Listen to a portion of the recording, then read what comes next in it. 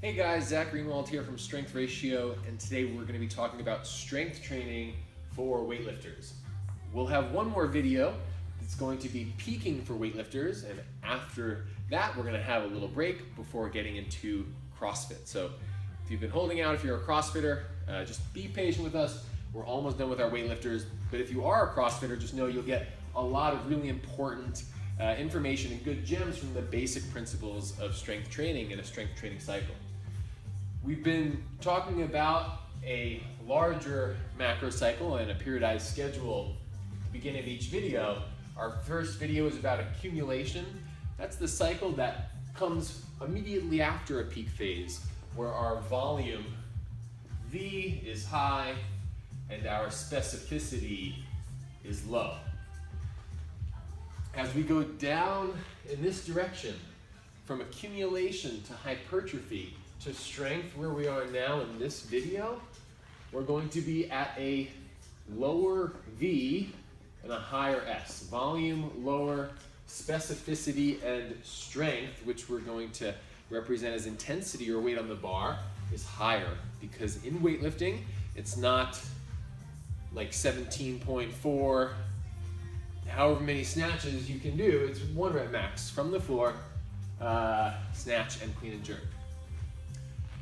In the last video, which was about hypertrophy, we spoke about 2 mechanisms of growing muscle, which was metabolic stress. You have light load for many reps, and then your mechanical loading, which is heavier load for less reps. And we spoke about how by putting on more muscle mass and having a greater cross-sectional area of muscle, you can also improve strength. The reality, though, is that the contractile force, and that's what we mean here, you can link that to hypertrophy, plays a role in strength, but not as big a role as neurological and psychological components that we're going to be getting into. Now, when we're talking about strength, we have to manage fatigue. With this accumulation block, the weight was very low, right? So our volume was higher. It's not as stressful overall on our nervous system. This work here is much more stressful on the nervous system, which is why junk volume and extra finishers are of no use here. They will make you less strong and less able to recover. So we want our volume, rather than being high, to be super low. Now, basic characteristics is that our reps are going to be 1 to 6 for 3+ sets. Now, when we write in a weightlifters program, we'll start with what we call basic strength. We'll split this in half, and we'll have, let's say, 4 to 6 reps, be their intro to their strength block, where the sets are a little bit higher. As the program advances, we go from month 2 to month 3. We might go into absolute strength, where the load is higher, let's say 1 to 3, and the sets are even lower. Again, sets are lower because our weight's heavier. Heavier weight is more fatiguing. We can't do it as often. We can't repeat the effort as often. Because we're managing a lot of fatigue, we need to make sure that we are recovering appropriately from the work that we're putting in. So, with no offense to the Squat Everyday followers, many people, such as our good friend Travis Mash, has found ways of taking that program and making it work very well by introducing a lot of variety. But when I say squat every day, I'm talking about a Bulgarian actual max out all the time. It's a hyperbolic example, if you're not using drugs, of how strength training will not work, simply because we're doing so much intensity without repairing. Basically, your body will crash. So if we think of squat every day, true Bulgarian method, as being one extreme, we want to not show you the other extreme, but show you the middle ground of what can be sustainable. So let's just say we're going to do the majority of our work at 75% and over, and so that we can recover, we're going to have what's called daily undulated periodization.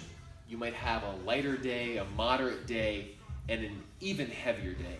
And throughout the week, that waves. From week to week, you might get slightly heavier, so your intensity is coming up before you drop back down to reset the system.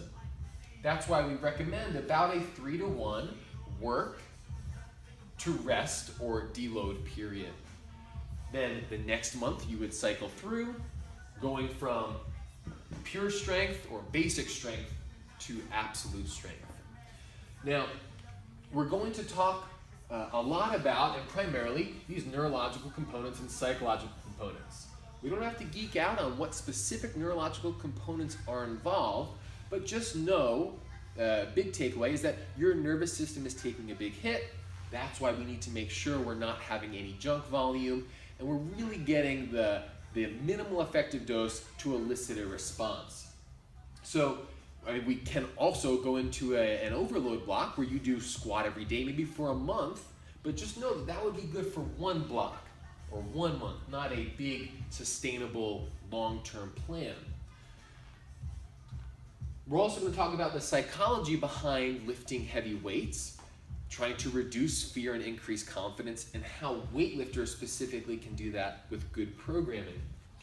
So now that we're clear on what this looks like with our basic characteristics and how we have to manage fatigue by reducing volume and increasing intensity over time, let's talk about the specific. Our snatch and clean and jerk is now from the floor. In our accumulation block, we were doing lighter technique work and mainly snatch derivatives like snatch and clean deadlifts.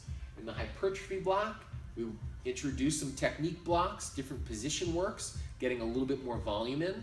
But all of that technique has been practiced. You got the volume in the previous cycles where you put in the majority of your work. Now we are going from the floor because specificity is highest, and we're working from 70 to 80%. Now, I'm going to jump around a little bit and tie this into session goals here.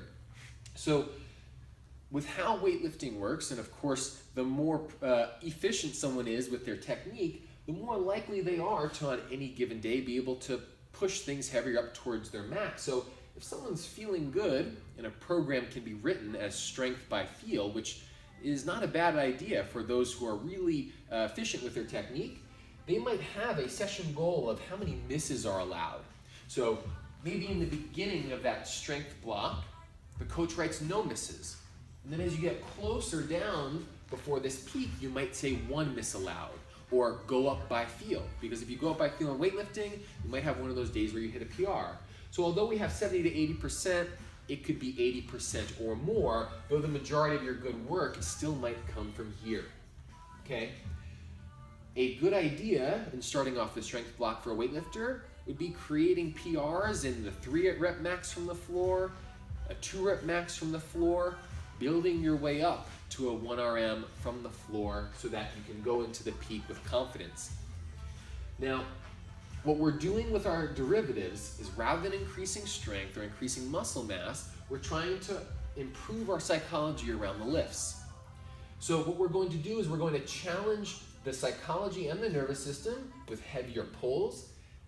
We hear squat every day, but we don't see people pulling anywhere near our recommendations of 110 to 140% of their best snatch or clean. That'd be a snatch pull at 140% of their best, or a clean pull at 140%. Remember, you have to pull the weight to your shoulders before you can squat it. Not saying pull heavy every day, but we want to be seeing a little bit more of this in people's programs for their longevity, especially if they are squatting near every day. And remember, it's snatch, clean and jerk for specificity, not snatch, clean and jerk when you come out for squats. That doesn't happen. Snatch balance will help us overcome a lot of challenges with getting under heavier load. It's also just very good for people's technique. Jerk dips will help people, again, from both a psychological and neurological standpoint, feel heavy weight on their body. Of course, there has to be good technique when these 2 exercises are performed. And powers are really good to have in this block because you can load them up higher. You can build confidence as your powers start coming up towards old maxes, knowing in the back of your head that you can pull successfully under even heavier load than in the past. A really good way that we like to involve all of these snatch derivatives with the basics is with EMOM work. And the reason that EMOM work is so helpful is that you get to work on your technique and you have time to process what went right, what went wrong behind the scenes. Your brain is making tiny adjustments as you go. You don't have any mental masturbation about it because you don't have the time to outthink a lift or overthink a lift so that you miss. So as someone is getting ready to near this peaking block, an EMOM would be a great idea where you increase your percentages as you go, maybe a 10 to 15 minute EMOM, starting around here and ending closer to here and beyond. And after the end of the EMOM, you might go up by feel. But that EMOM again is so wonderful because you get to practice good technique, and with the consistency of each rep, you improve your mental game and the psychology behind heavier lifts. So as we peel back, we want to really take home that specificity is really high, so is intensity, because weightlifting is an intense by way of load sport. We want to make sure that our overall volume is low, our intensity is getting higher and higher. This is going to last about 1 to 3 months, especially for people who have been training strength for a long time. They're going to need even more time to inspire change. So a 1 month strength block isn't really going to work. It's going to have to be considerably longer for an adaptation to occur. We want to make sure that, like we had here, we are working, but not working without rest. We have an appropriate deload, where you might, in your deload, want to drop about 70% intensity and about 70% volume at the beginning of the week. And at the end of the week, you might even cut it more towards 50% intensity and 50% volume. We have this idea of daily undulated periodization. It's not always the same reps, it's not always the same weight, but there might be a light, moderate, and heavy. In terms of specifics for the snatch and clean and jerk, we're going from the floor, 1 to 3 repetitions. Our derivatives are meant to build confidence and instill this idea of heavy load over the head or on the shoulders or in the pull. And that our sessions are guided by perhaps how many misses we want to allow happen or how the weightlifter's feeling, especially the more advanced they are. One final consideration is technical cues and how you might want to communicate with your athlete or how your self-talk game might want to occur. Your technique was hammered in these cycles. Your 1 or 2 things that you focus on is all you should be focusing on, not all the bajillion things that you wanted to focus on in your accumulation phase, because even a bajillion is too much there. We want to just narrow down our focus. If at a meet your coach says 8,000 different cues, that's 7,999 too many cues. You need to whittle it down. This is going to help you with your psychology. Just keep it simple. Trust in all the work you did here so that by the time you get ready for your peak, you feel confident and ready to go.